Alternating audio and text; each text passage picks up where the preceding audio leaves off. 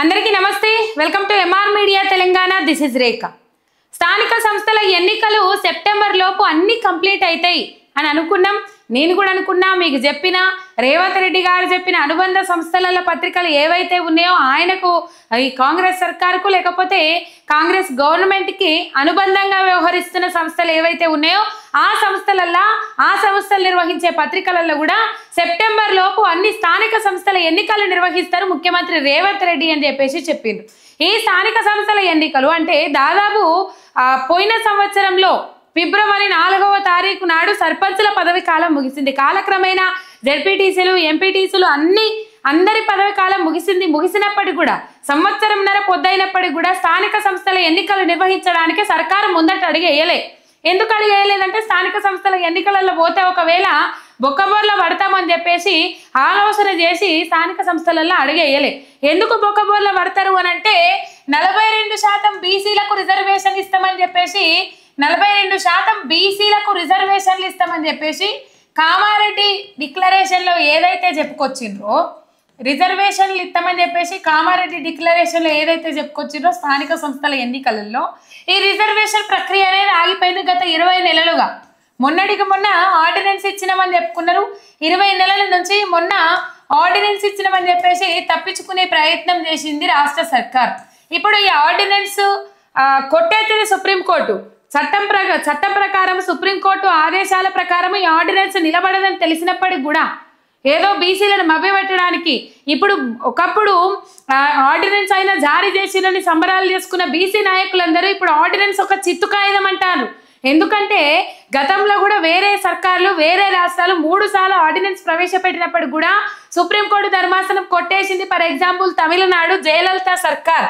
Tamil Nadu example గా తీసుకున్నట్లయితే జయలలిత సర్కార్ 3 సార్లు ఆర్డినెన్స్ పెట్టినప్పటికి కూడా ఆర్డినెన్స్ కొట్టేసింది సుప్రీంకోర్టు ధర్మాసనం ఈ ఆర్డినెన్స్ కొట్టేసే వరకల్లా ఏం చేయాలో అర్థం కాని పరిస్థితి ఇప్పుడు తమిళనాడు సర్కారు జయలలిత సర్కారు ఆర్డినెన్స్ పెట్టింది ఇక చేసేదేమీ లేక డైరెక్ట్ 9th షెడ్యూల్లో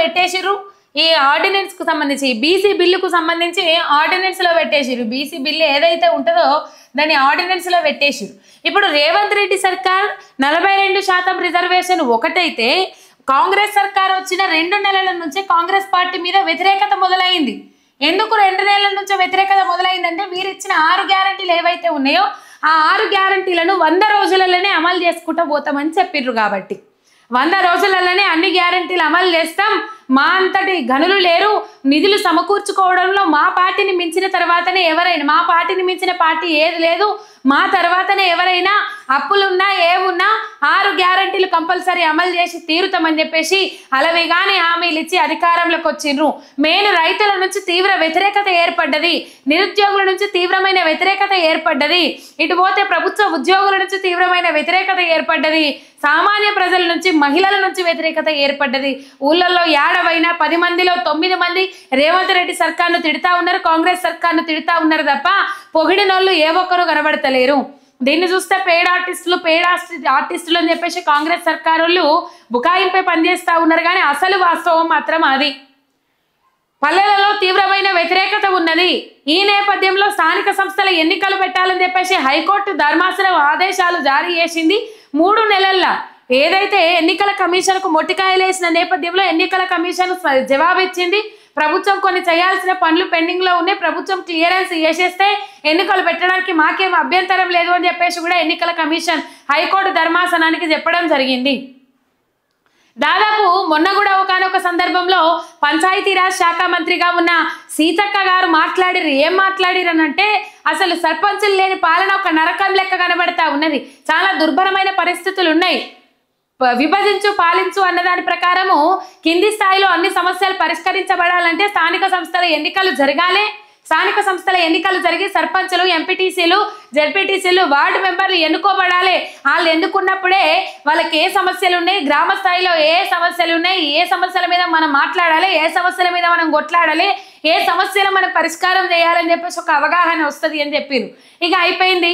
సెప్టెంబర్ లోపు అన్ని స్థానిక సంస్థల ఎన్నికలు నిర్వహిస్తారు. సెప్టెంబర్ అయిపోయే వరకు కూడా అన్ని స్థానిక సంస్థలు కంప్లీట్ అయితే లోకల్ బాడీ ఎలక్షన్స్ ఎన్నికలు కంప్లీట్ అయితే లోకల్ బాడీ ఎలక్షన్స్ కంప్లీట్ అయితే అనుకున్న నేపథ్యంలో పుట్టిముచ్చినంత పనిచేసింది రేవంత్ రెడ్డి సర్కార్.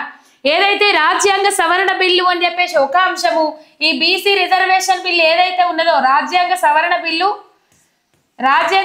బిల్లు ఒకటి, ఇంకోటి ఈ బీసీలకు 42% రిజర్వేషన్ అని చెప్పేసి ఈ ముసాయిదా ఆర్డినెన్స్ ఏదైతే ఉన్నదో బీసీలకు 42% రిజర్వేషన్ అని చెప్పేసి ఈ ముసాయిదా బిల్లు ఏదైతే ఉన్నదో ఇది అక్కడ ఆగిపోయింది. మరి రాష్ట్రపతి ఆమోదం అవసరం లేదు అని అనుకున్నాకని ఆర్డినెన్స్ తీసుకొచ్చారు. మరి ఆర్డినెన్స్ తీసుకొచ్చిన తర్వాత మళ్ళీ ఇప్పుడు రాష్ట్రపతి దగ్గర ఆగిపోయింది అని చెప్పేసి ఈ శాఖ ఎందుకు చూపెడుతున్నారు అనేది తెలంగాణ ప్రజల ప్రశ్న. చెప్పగలుగుతారా? ఈ బీసీలకు 42% ముసాయిదా బిల్లు ఏదైతే ఉన్నదో అది ఆగిపోయింది. గవర్నర్ దగ్గర రాజ్యాంగ సవరణ బిల్లు ఆగిపోయిందని చెప్పేసి ఒక్క శాఖ చూపెడతా ఉన్నారు. ఈ బీసీ రిజర్వేషన్ ఏదైతే ఉన్నదో ఆ బీసీ రిజర్వేషన్ బిల్లు ఏదైతే ఉన్నదో అది ఇంకా రాష్ట్రపతి ఆమోదం తెలపలేదు, రాష్ట్రపతి గ్రీన్ సిగ్నల్ తెలపలేదు. కాబట్టి ఇప్పుడప్పుడే స్థానిక సంస్థల ఎన్నికలకు పోతే బీసీలకు రిజర్వేషన్లు కల్పించలేము 42%. ఈ ఆర్డినెన్స్ చిత్తి కాగితం అని చెప్పేసి అందరికి అర్థమైపోయింది. అదొక చిత్తు కాగితం అని మనకు కూడా తెలుసు. కాకపోతే ఏదో మభ్య పెడదాం, బీసీలను మభ్య పెడదామన్న ఆలోచనతోనే మనం ముందడికి పోయినాం. కానీ బీసీలు కూడా కనువిప్పు కలుపుకుంటూ వస్తానే ఉన్నారు, రాను మనల్నే ప్రశ్నిస్తూ ఉన్నారు. ఇక ఈ నేపథ్యంలో స్థానిక సంస్థల ఎన్నికలు పెడితే ఇక రిజర్వేషన్ మీద నన్న జరంత ఆశ ఉండే, ఆ రిజర్వేషన్ కూడా లేకపోతే ఈ 6 గ్యారంటీలు ఏవైతే ఉన్నాయో 6 గ్యారంటీలు ఇప్పటికీ అమలు చేయలేము కదా. ఈ అమలు చేయకపోయే వరకల్లా ఇంకా వ్యతిరేకత పెరిగిపోయింది. ఈ టైంలో స్థానిక సంస్థల ఎన్నికలు పెడితే తెలంగాణలో కాంగ్రెస్ పార్టీ మీద ఇంకా తీవ్రమైన వ్యతిరేకత పెరుగుతుంది అని చెప్పేసి అనుకున్న నేపథ్యంలో స్థానిక సంస్థల ఎన్నికలకు ఇప్పుడు పోవడానికి లేదు, పోకపోవడమే బెటర్ అని చెప్పేసి నిన్న జరిగిన ఏదైతే క్యాబినెట్ మీటింగ్ ఉందో ఆ మీటింగ్లో మంత్రులకు సూచనలు చేసినట్టు ముఖ్యమంత్రి రేవంత్ రెడ్డి సూచనలు చేసినట్టు తెలుస్తా ఉన్నది. అప్పట్లో స్థానిక సంస్థల ఎన్నికలు లేనట్లే. అండ్ ఈ రాష్ట్రపతి ఎప్పుడు ఆమోదం తెలిపేటట్టున్నారా ఏమన్నా?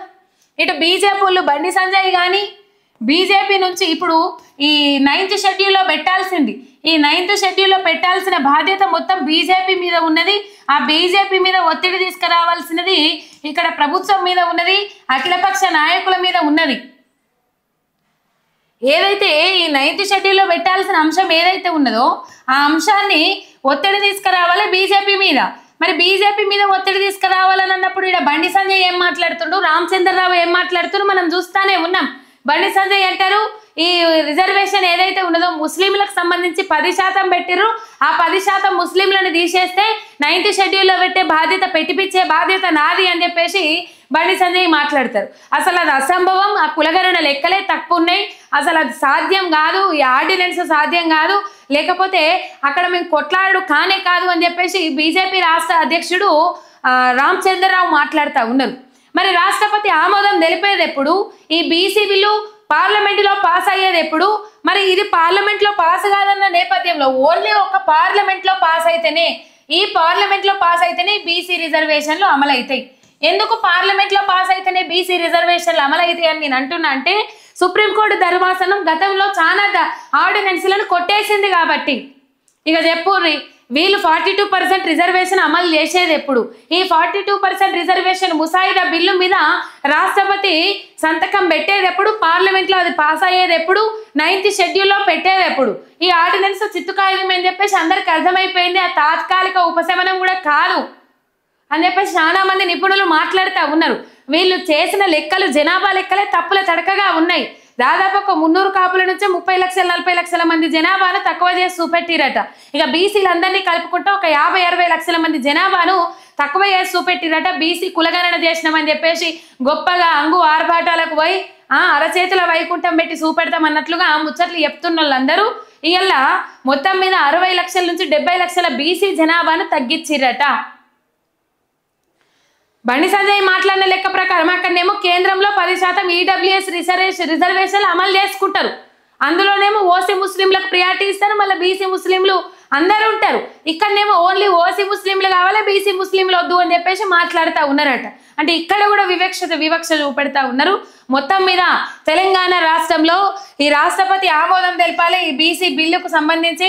ఈ ఆర్డినెన్స్ చెత్త అని చెప్పేసి ఇప్పుడు రాష్ట్ర సర్కారే ఒప్పుకున్నది. ఎందుకు ఒప్పుకున్నది అని అంటే ఆర్డినెన్స్ చిత్తు కాగితం అని ఒప్పుకున్నది అని అంటే ఆటోమేటిక్గా రాష్ట్రపతి ఆమోదం కోసం ఎదురు చూస్తున్నారు కాబట్టి ఈ ఆర్డినెన్స్ అనేది ఉత్తది అనేది అర్థమైపోయింది.